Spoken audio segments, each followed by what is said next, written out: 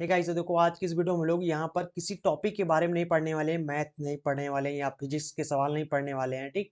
आज हम लोग यहाँ पर देखेंगे क्लास 12 का जो हमें एग्जाम देना है उसकी तैयारी कैसे करना है। ठीक। यानी एग्जाम की स्ट्रेटजी कैसी होनी चाहिए इसके बारे में हम लोग देखेंगे और कितने घंटा पढ़ना है, कैसे क्या करना है, कैसे पढ़ना है। और यहाँ पर आपको साथ ही साथ ये भी बताएंगे क्या चीज इंपॉर्टेंट है, क्या इंपॉर्टेंट नहीं। आप लोग बहुत क्वेश्चन पूछते हो ना कि सारे इंपॉर्टेंट क्वेश्चन बता दीजिए, ये बता दीजिए, ये बता दीजिए, वो बता दीजिए। ठीक। इन सभी की चीजों के बारे में आज हम लोग इस वीडियो में पढ़ने वाले हैं, तो वीडियो इंपॉर्टेंट इसलिए है। ठीक। तो यहाँ पर सबसे पहले हम लोग शुरू करते हैं। तो यहाँ पर सबसे पहले स्ट्रेटजी है कि भैया शुरुआत कैसे करें, यानी पढ़ाई हम लोग पढ़ें कैसे, पढ़ने की शुरुआत कैसे करें। ठीक। तो इसको देखो, अक्सर क्या होता है ना कि आप लोग क्या बोलते हो कि ऐसे बोलते हो ना कि पढ़ने में मन नहीं लग रहा, ये हो रहा है, वो हो रहा है। ठीक। देखो, किसी का भी शुरू-शुरू में पढ़ने का मन नहीं करता। ठीक। आपके साथ ही नहीं हो रहा, ये सबके साथ होता है, सबके साथ होता है। शुरू-शुरू में जब पढ़ता है ना तो पढ़ने में किसी का मन नहीं होता। तो आपको क्या करना है, अपने माइंड को थोड़ा-सा बेवकूफ बनाना है। बेवकूफ कैसे बनाना है? मूर्ख बनाना है। ठीक। आपको अपने माइंड को बताना है कि यार बस 10 मिनट पढ़ ले, उसके बाद फिर हम लोग फिर मोबाइल चलाएँगे या फिर मतलब जिस चीज़ में आपका मन लग रहा हो, मोबाइल चलाएँगे। चलो ठीक, मोबाइल चलाएँगे, पहले 10 मिनट पढ़ लेते हैं, फिर उसके बाद मोबाइल चलाएँगे। चलो खेलने चले जाएँगे, ठीक? 10 मिनट पढ़ लेते हैं, फिर उसके बाद खेलेंगे, ये करेंगे, वो करेंगे, ठीक? जो भी जिसमें भी आपको मज़ा आ रहा है, ठीक? आप अगर पहली बात तो ये चीज़ है, चीज़ अभी मज़ा दे रहा है, बाद में ये चीज़ बहुत आपको लिए कष्ट का काम करता है, ठीक? तो जो आज आपको जो चीज़ मज़ा दे रहा है, वो आपके लिए बाद में कष्ट का काम कर जाता है। इसलिए आपको क्या करना है, मज़े के पीछे नहीं भागना है। जिस चीज़ में मज़ा कम आए ना, उस चीज़ के पीछे भागना है। जैसे पढ़ाई में कम मज़ा आता है, ठीक? लेकिन यही पढ़ाई आपकी लाइफ़ आगे चेंज करने वाली है, ठीक? तो इसलिए क्या करना है आपको, मज़े के पीछे नहीं भागना है, बस आपको जो चीज़ आपके लिए सही हो, आपको वो चीज़ करना है। तो यहाँ पर सबसे पहले स्टार्ट करते समय आपको ध्यान देना है, अपने माइंड को बताना है, बस 10 मिनट पढ़ ले, फिर उसके बाद हम लोग जो करना होगा, वो करेंगे, ठीक? 10 मिनट के चक्कर में आपको आप धीरे-धीरे, धीरे-धीरे आपको आदत पड़ जाएगा। 20 मिनट, 30 मिनट देखो, जैसे पा 10 मिनट पढ़ने के लिए आपने समय निकाला। अब उसमें क्या हुआ कि 5 मिनट तो आपको ऐसा पढ़ते चले जाओगे, कुछ समझ में नहीं आएगा, कुछ समझ में नहीं आने वाला, ठीक? सबके साथ ऐसा होता है, कुछ समझ में नहीं आएगा। उसके बाद धीरे-धीरे, धीरे-धीरे आपको समझ में आने लगेगा, ठीक? फिर उसके बाद 2-3 पेज जब पढ़ोगे, तो उसके बाद फिर 2-3 लाइन ऐसा होगा, जो आपके माइंड में आएगा, समझ में आएगा, बाकी और आपको कुछ नहीं समझ में आएगा, ठीक? ऐसा ही होगा। जब आप धीरे-धीरे, धीरे 10-15 दिन ऐसा आदत डालोगे आप ना, तो धीरे-धीरे, धीरे आपको आप खुद देखोगे कि हाँ, आप समझ में आने लगे, ठीक? तो धीरे-धीरे आपका मन भी लगने लगेगा, आपका मन करेगा कि चलो आज 10 मिनट पढ़ोगे, तो कल पक्का, कल आप 12 मिनट या 15 मिनट पढ़ोगे, ठीक? धीरे-धीरे, धीरे आपका टाइम इसी तरह से बढ़ता चला जाएगा, ठीक? 20 से 21 दिन अगर आप जैसे ही इसी तरीके से पढ़ते चले जाओगे, खुद को बार-बार ढकेल-ढकेल के कि हाँ, पढ़ना है, पढ़ना है, पढ़ना है, ठीक? तो इस तरीके से करोगे तो 10-12 दिनों के बाद या 20 दिनों के बाद आपको पता चलेगा कि हाँ, अब धीरे-धीरे, धीरे-धीरे आपका टाइम बढ़ता चला जाएगा। आप 20 मिनट से 10 मिनट से आप सीधा आधा घंटा, 1 घंटा आपको आप खुद म खुद अपना अपना टाइम निकाल लोगे पढ़ने के लिए, ठीक? मतलब फिर आपका मन करने लगने लगेगा, तो आप धीरे-धीरे टाइम बढ़ाते जाना, ठीक? तो अब यहाँ पर उसके बाद दूसरी चीज़ इम्पोर्टेंट है कि भैया सबसे इम्पोर्टेंट चीज़ है, आप लोग खूब पूछते हो यही चीज़ कि सर इम्पोर्टेंट क्वेश्चन बता दीजिए, इम्पोर्टेंट क्वेश्चन बता दीजिए, ठीक? तो सबसे इम्पोर्टेंट चीज़ मैं आपको बताने जा रहा हूँ, ये चीज़ आप याद रखना कि आपको क्या करना है, इसके लिए इम्पोर्टेंट चीज़ के लिए कुछ भी नहीं करना है, सिर्फ़ और सिर्फ़ 10 साल के प्रीवियस ईयर जो पेपर्स क्वेश्चन्स हैं, मतलब जो पीछे आपके 10 साल आपके पीछे, मतलब जैसे आज 2022 चल रहा है, 2022 के 10 साल पीछे चले जाओ, मतलब 10 साल के जो क्वेश्चन पेपर हैं, जो बोर्ड एग्ज़ाम के पेपर हो चुके हैं, बस उन्हीं से तैयारी करना है आपको, ठीक? तो जितने भी प्रीवियस ईयर क्वेश्चन्स होते हैं, पीछे जो एग्ज़ाम हो चुके होते हैं, जो क्वेश्चन्स होते हैं, उन्हीं क्वेश्चन्स को सिर्फ़ और सिर्फ़ आपको तैयार कर लेना है, ठीक? मैं ये नहीं कह रहा हूँ पूरा सिलेबस छोड़ दो। मैं ये कह रहा हूँ कि आपने लगभग अपना सिलेबस पूरा पढ़ लिया होगा, कोचिंग में पढ़ा होगा, अपने स्कूल से पढ़ लिया होगा। आपका सिलेबस लगभग अब कौन दिसंबर महीने चल रहा है, तो आपका लगभग पूरा पूरा हो चुका होगा, ठीक? अब आपको क्या करना है, उन्हीं को बार-बार रिवीजन करना है। रिवीजन करने के साथ-साथ जितने भी 10 साल के प्रीवियस ईयर क्वेश्चन्स हैं, आपको उन सबको सिर्फ़ और सिर्फ़ पढ़ना नहीं है, उनको सॉल्व नहीं करना है, उनको एकदम से याद कर लेना है। एकदम से याद कर लेना, ठीक? हर टॉपर की यही कहानी होता है, वो चाहे आपको बताए या ना बताए। एक तो सबसे ज़्यादा ना प्रॉब्लम होती है कि जो जितने भी टॉपर होते हैं, अगर आपकी क्लास में जितने भी आप अपनी क्लास में जाना, जो भी टॉपर लड़के हैं, उनसे पूछोगे जैसे पूछोगे, "भाई आज पढ़ के आया है?" जानते हो क्या बोलेगा? बोलेगा, "अरे यार मतलब मेरा भी पढ़ने में मन नहीं लगता यार, ये किया, वो किया।" ना वो आपको गुमराह कर कर रहे होते हैं, ठीक? ये सबकी कहानी है।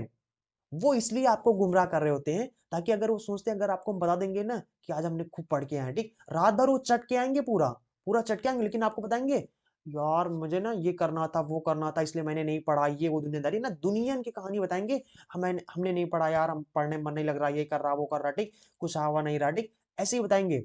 लेकिन वो अंदर से पढ़ रहे होते हैं बहुत ज़्यादा, ठीक? तो जितने भी होते हैं ना, वो इसलिए आपको नहीं बताते हैं, ताकि आप भी पढ़ लोगे, तो आप भी उनसे ज़्यादा नंबर ले आओगे, ठीक? कहीं वो आपसे पीछे ना हो जाएँ, तो इस डर से वो बताते ही नहीं, ठीक? तो जितने टॉपर होते हैं, तो ये चीज़ होता है कि जितने भी टॉपर होते हैं, उनका सीक्रेट ये होता है कि भैया 10 साल के जितने भी 90, 93, 95 नंबर पाए होते हैं, वो सब क्या करते हैं, वो सभी मतलब वो सब क्या करते हैं 10 साल के जो प्रीवियस ईयर क्वेश्चंस होते हैं एकदम एकदम पढ़ के जाते हैं, उनको एकदम से याद करके जाते हैं। सिर्फ और सिर्फ आपको उसको देखना नहीं है, उनको याद करके जाना है। अगर आपको यहाँ पर 95% लाना है या इसके ऊपर लाना है, तो आपको क्या करना होगा 10 साल के प्रीवियस क्वेश्चंस उसमें से फिर आपके बोर्ड एग्जाम में बस 5 से 6 क्वेश्चंस ऐसे होंगे जो आपको कवर में नहीं होंगे।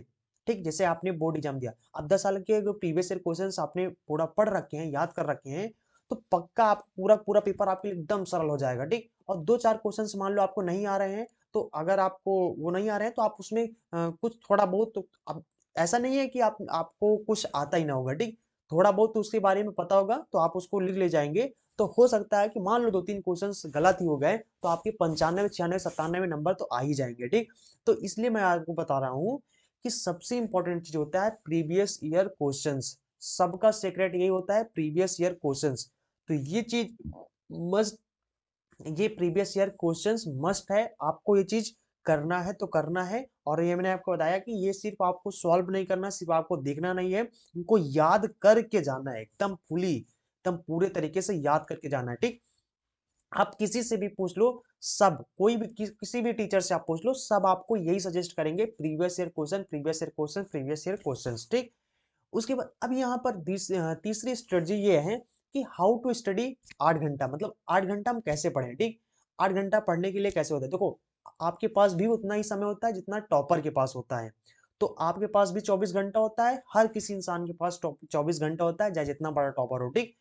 अब यहाँ पर अब डिपेंड करता है कि आप अपना समय कैसे यूटिलाइज करते हो और वो अपना समय कैसे यूटिलाइज करता है, ठीक? जो टॉपर होते हैं अपना समय वो अच्छे तरीके से यूटिलाइज करते हैं, और जो लिथड़ होते हैं मतलब पढ़ने में ठीक ठाक नहीं होते हैं, ठीक? वो क्या करते हैं अपना समय ना फालतू चीजों में बर्बाद कर देते हैं, मोबाइल चलाने, ये चलाने, वो करने में, है ना? कहीं घूमने चलेगा, ये करना वो करना, ठीक? अपना समय उसी में बर्बाद कर देते हैं, ठीक? तो आपको अपना समय पूरा 24 घंटा एकदम स्ट्रेटजी, अब इसको 8 घंटा पढ़ने के लिए समय कैसे निकालोगे, ठीक? इसको डिवाइड एंड रूल होता है। डिवाइड एंड रूल क्या होता है? डिवाइड एंड रूल ऐसे होता है, जैसे मान लो आपके पास 24 घंटा है, अब इस 24 घंटा में आप यहाँ पर सबसे पहले आप मतलब इसमें कैसे, मतलब टाइम टेबल कैसे बनाओगे, इसी को आप टाइम टेबल बोलते हैं, ठीक? जो डिवाइड एंड रूल वाला जो सिस्टम होता है, इसी को हम लोग टाइम टेबल बोल देते हैं। टाइम टेबल बोलो या डिवाइड एंड रूल बोलो ना, बात वही चीज है। देखो अब इसमें कैसे होता है, इसमें आपको ये चीज बताना है कि जैसे 24 घंटा है, आपको पूरा प्लान कर लेना है कि अपने 24 घंटा को, एक एक घंटा को कैसे पूरा दिन को यूटिलाइज करना है। 24 घंटा में मान लेते हैं हमने क्या निकाल लिया, देखो मान लेते हैं इसमें हमने 7 घंटा निकाल लिया, 7 घंटा इनफ है यार सोने के लिए, ठीक? बहुत ज्यादा है 7 घंटा, 7 घंटा सोना ही चाहिए, ठीक? बस इतना, इससे ज्यादा नहीं सोना चाहिए। अगर आप स्टूडेंट है ना, तो आई थिंक इतने ज्यादा सोओगे तो फिर ना आलस भी लगेगा ज्यादा सोने, ठीक? तो 7 घंटा आपको सोना है। अब 7, 24 में 7 घटा देंगे तो कितना बचेगा, ये बचेगा आपका 7 दूनी 14 ना 17, 17 घंटा बचे आपके पास।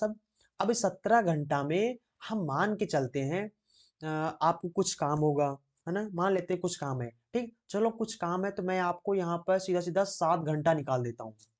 7 घंटा काम है, काम करने के लिए, काम करना है, खेलना है, एक्सरसाइज करना है, या घूमना है, मतलब जो भी करना है। चलो 7 घंटा मैंने आपको फिर भी दे दिया, 7 घंटा मैंने सोने के लिए दे दिया, रात के लिए दे दिया कि आप इतना घंटा जाओ सो जाए। उसके बाद अब यहाँ पर देखो, मैं आपको यहाँ पर सिर्फ डिवाइड एंड रूल बता रहा हूँ, मैं आपको यहाँ पर टाइम टेबल नहीं बता रहा हूँ, ठीक? एक चीज याद रखो, टाइम टेबल आप मुझसे ये नहीं कह सकते ना टाइम टेबल बता दो। टाइम टाइम टेबल आप खुद बनाओ। टाइम टेबल का मतलब क्या हो, टाइम टेबल का मतलब हुआ कि आप वो खुद डिसाइड करो। जैसे कि हम मैंने आपको मान लो मैंने आपसे कह दिया कि आपको क्या करना है, 7 बजे से 8:30 बजे के बीच में 1.5 घंटा आपको क्या करना है, इंग्लिश पढ़ना है। फिर आपको मैंने कह दिया कि आपको आधा घंटा रेस्ट लेना है, फिर इसके बाद आपको 9 बजे से 10:30 के बीच में फिर आपको मैथ के क्वेश्चन सॉल्व करने हैं।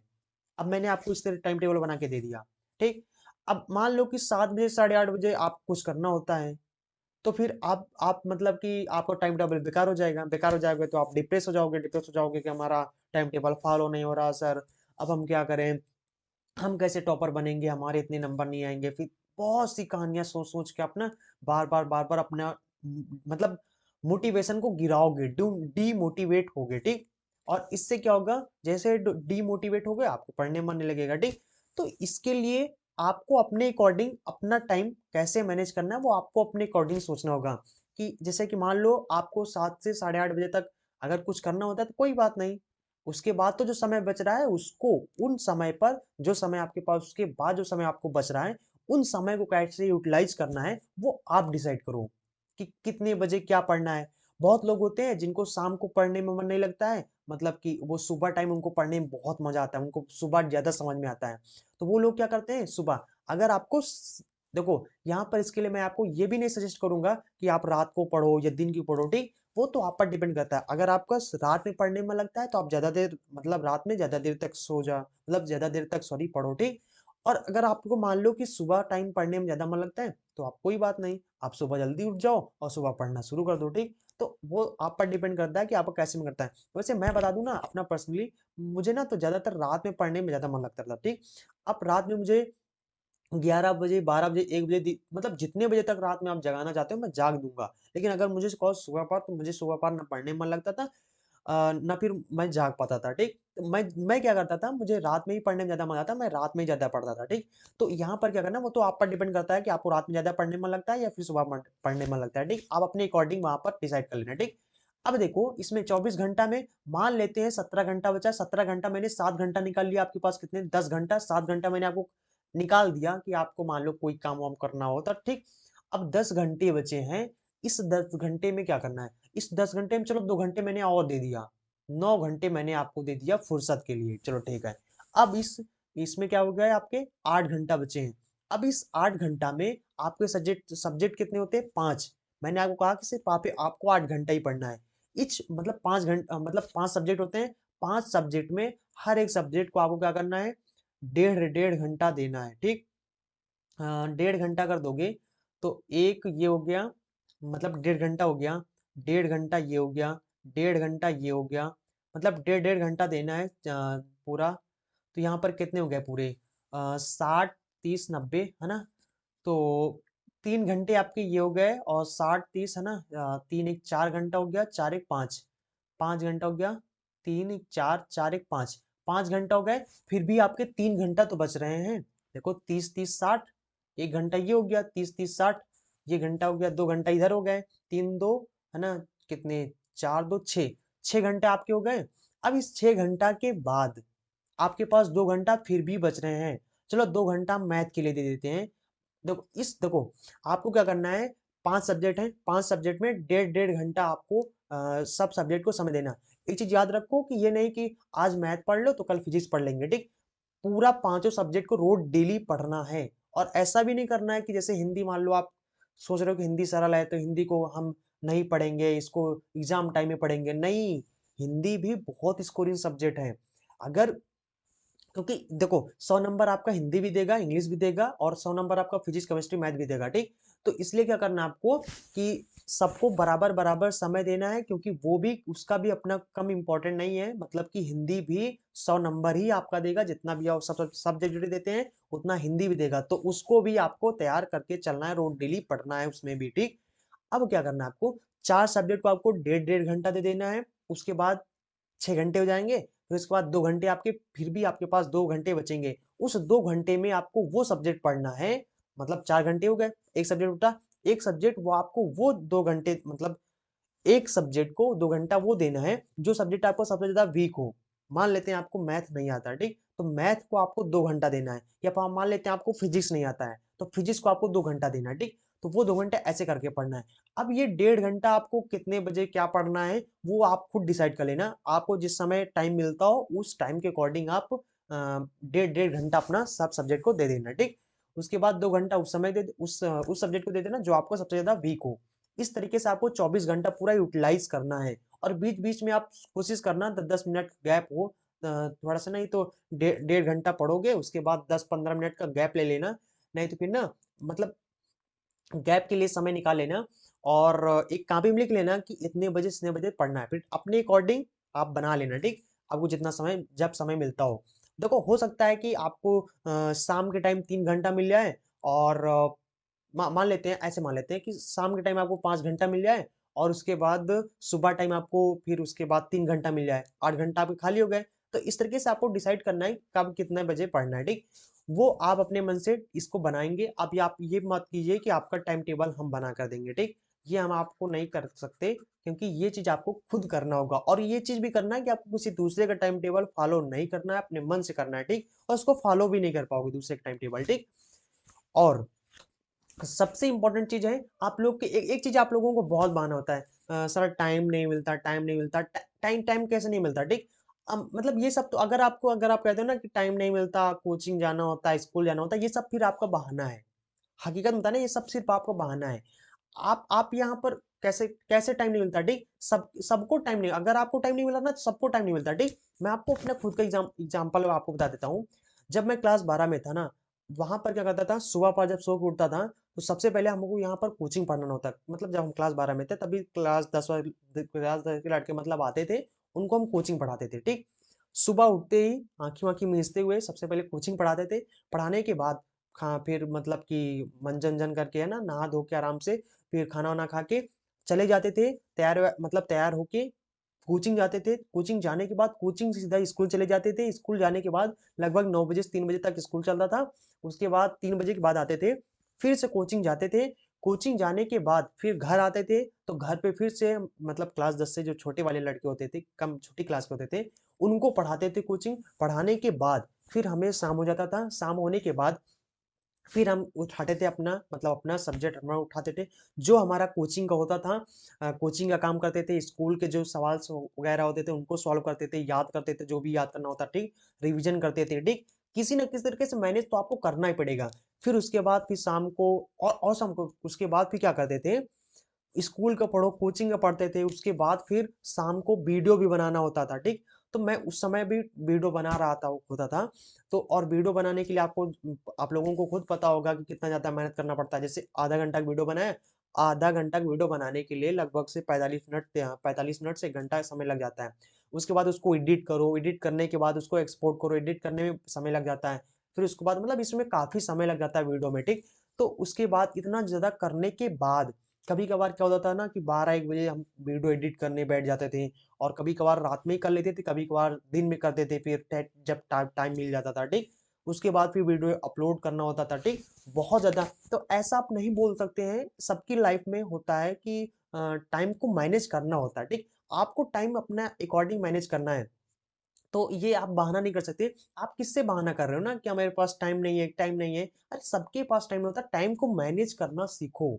अपने इस 24 घंटा को पूरा डिसाइड कर लो कि हमें इस टाइम में इतना करना है, इतना करना। अगर आप इस तरीके से करोगे तो इलॉन मस्क बन रहे हो। इलॉन मस्क है ना, ये लोग जो बड़े-बड़े आदमी होते हैं ना, वो ऐसे ही करते हैं, ठीक?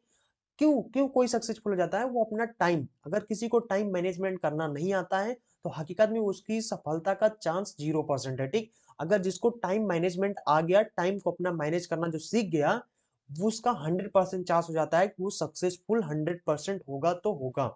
अगर आपको भी टॉपर बनना है, तो मैं ये आपको बता रहा हूँ कि आपको टाइम पर बहुत ध्यान देना है। पूरा स्ट्रेटजी बना के चलना है कि हमको इतने घंटे पढ़ना है और सभी सब्जेक्ट को बराबर टाइम देना है, रोज़ डेली पढ़ना है, रोज़ डेली रिवीजन करना है। यहाँ पर मैंने लिख दिया है सॉरी मैंने लिख दिया है यहाँ पर रिवीजन, रिवीजन, रिवीजन, रोज़ डेली रिवीजन करना है। क्योंकि वो होता है ना टॉपर बनने का कोई भी नियम नहीं, there is one law, there is no law. बस एक ही नियम होता है कि कोई भी नियम नहीं होता है, बस यही नियम होता है, ठीक? तो भैया टॉपर बनने का कोई भी नियम नहीं है, ये चीज़ आपको याद रखना है, सिर्फ़ और सिर्फ़ यही है कि रिवीजन, रिवीजन, रिवीजन। अगर आप जितना ज़्यादा रिवीजन करेंगे, उतना ज़्यादा आपको आएगा, अगर रिवीजन नहीं करोगे तो आपको कुछ नहीं आएगा, ठीक? और यहाँ पर सबसे इम्पोर्टेंट चीज़ है कि आपको इतनी सब चीज़ें करने के बाद अगर आपसे कोई चीज़ नहीं हो रहा है या फिर आप मान लेते हैं आपका अच्छा नंबर नहीं आया है, तो आपको एकदम से डिप्रेस भी नहीं हो जाना है।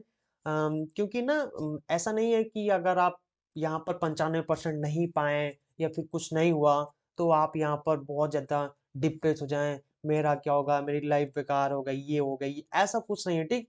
अ, यहाँ पर ऐसा नहीं कि आप 95% या आप इससे 90% है ना, ऐसा कुछ नहीं पाएँगे, तो आपकी लाइफ़ बेकार हो जाएगी, ये हो जाएगी, वो हो जाएगी, ठीक?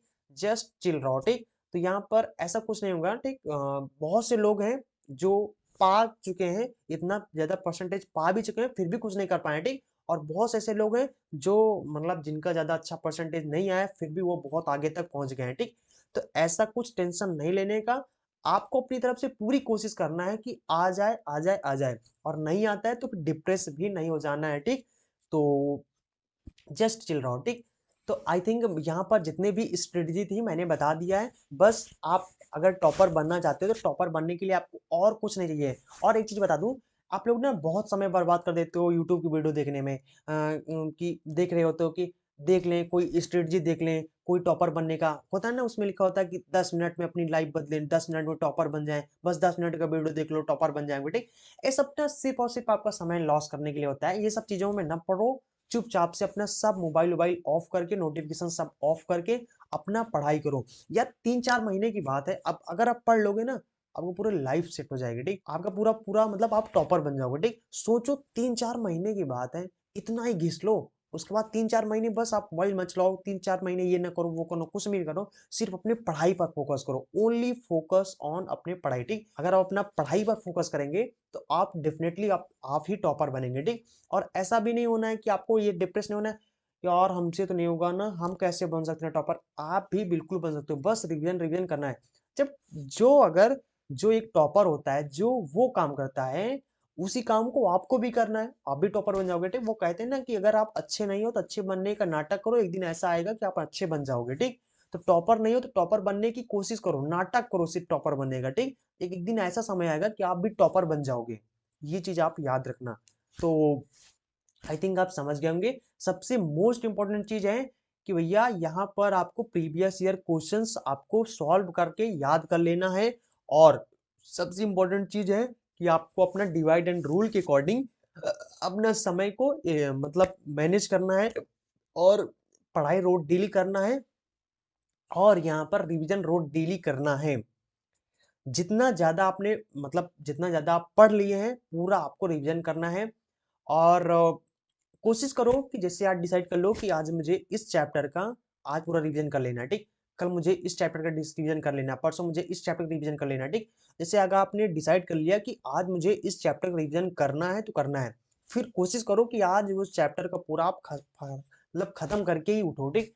तो यहाँ पर देखो कि देखो टाइम टेबल जो होता है वो 2 तरीके से बनाए जाते हैं, ठीक? एक होता है टास्क ओरिएंटेड, एक होता है आपका जो टाइम ओरिएंटेड होता है। टाइम ओरिएंटेड का मतलब होता है, टास्क ओरिएंटेड का मतलब होता है कि जैसे आपने डिसाइड कर लिया, बहुत लोग ऐसे ऐसे बहुत लोग मतलब टाइम टेबल बना के पढ़ते हैं कि आज मुझे फिजिक्स में ये पहला वाला चैप्टर रिवीजन करके उठना है।